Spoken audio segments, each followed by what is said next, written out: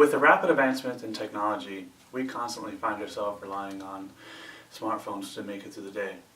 According to a research conducted by Common Sense Media, the time a child 8 and younger spends on their cell phones have tripled in the past 4 years, and 42% of children were reported to own their own cell phone.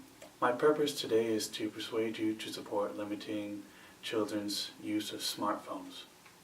As a parent and a smartphone owner, I am constantly researching and reading about the dangers of technology and how it impacts children. I have one son, age 2, and 2 young nephews I watch on a daily basis. I know most of you here today also have sons, daughters, and other young relatives you care for routinely. Many of you may not agree with limiting smartphone usage, and I understand your position. For many years, I too did not agree with setting limitations, but after reading multiple articles and hearing on the news and conducting research, I'm convinced that the best option for our children and future generations to come is to regulate smartphone usage. After today, I trust you too will agree that something must be done about the situation. I will begin by discussing the problem, then examine some of its causes, and conclude with offering a solution. With our roadmap in place, let's begin with the problem. The problem is many parents do not support limiting their children's smartphone usage. To begin, according to a study conducted by CNN, using statistics gathered from 2011 to 2013, surveys and based on 1,454 parents with children ranging from 8 and younger, reports indicate almost 98% of households own one or more smartphones that children have unsupervised access to. In addition, a 2010 Kaiser Family Foundation study found that 2/3 of children say that their parents have no rules about the time they spend on smartphones. In other words, the majority of parents see little to no danger in allowing their children to have unsupervised access to smartphones. With the problem in mind, let's examine some of its causes. There are 2 reasons why parents do not support limiting their children's smartphone usage. The first reason is the misconception that communication will be lost. Smartphones have vastly changed the way that we communicate today. From a smartphone, you can make calls, video messages, text message, emails, send and receive directions, browse the internet, buy things, do online banking, listen to music, and much more.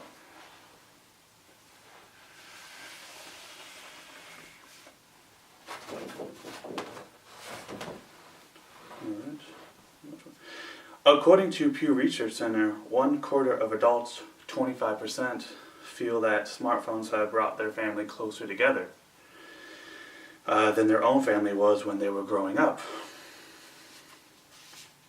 However, there has been numerous studies that show smartphones are affecting the way we communicate with each other, our face-to-face communication. For instance, according to a study conducted by Shalina Marissa, a psychology professor at Virginia Tech, she found that in conversations where someone pulled out a smartphone while talking to participants, generally related the conversation as less fulfilling than in conversations where no one pulled out a phone.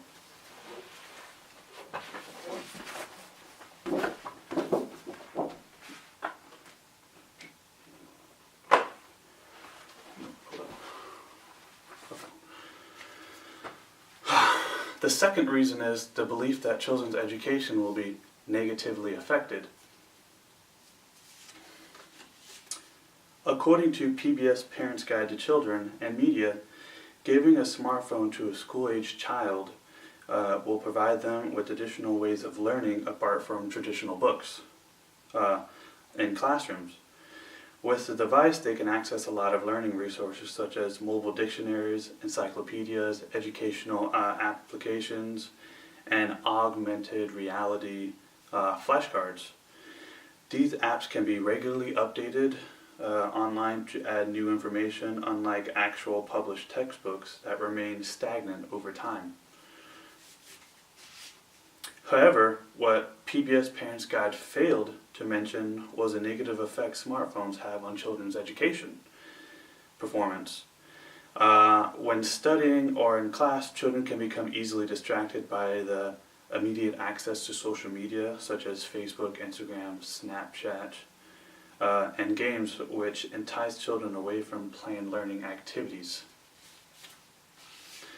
Furthermore, Pew Research Center found that nearly 90% of teachers believe that smartphones were creating an easily distracted generation with short attention spans. About 60% said it hinders students' ability to write and communicate face-to-face, and almost half said it hurt critical thinking and their ability to do homework. Now that we've gained an understanding of the problem and some of the causes, let's turn our attention to the solution. The solution, which is to set limitations on children's smartphone usage, offers two important benefits. The first benefit is safety. Knowing how children use their smartphone and who they stay in contact with is essential to protecting them. Fortunately for parents, all smartphones have a password-protected parental control settings where you can limit text messaging, phone calls, internet access, and app downloading. The second benefit is healthy lifestyle. Too much time with smartphones causes children not to get enough exercise. Lack of exercise is not only bad for their brains, but it also hurts how their brain functions and develops. In fact, more exercise and less use of smartphones can help improve grades and reduce behavior problems.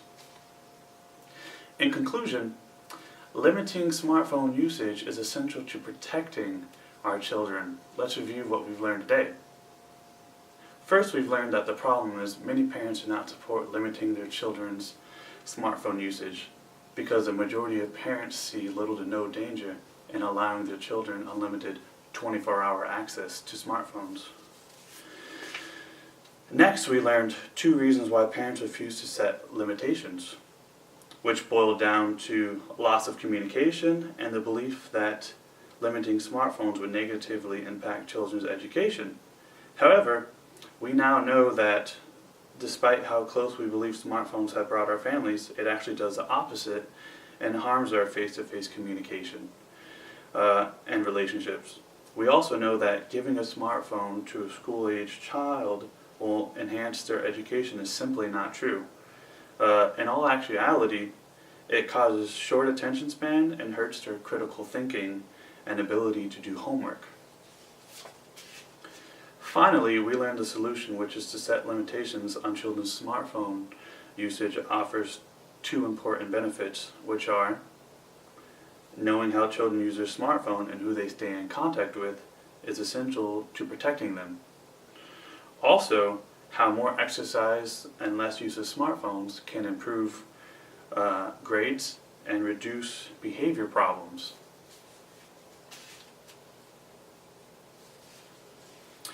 As new parents, we go above and beyond the call to protect our children's future. After today, knowing what we just learned, we no longer have to worry about what our children are being exposed to on their smartphones. With the newly gained knowledge, we can now not only set good examples for our children, but we can limit their smartphone functions and ensure the safety of future generations to come.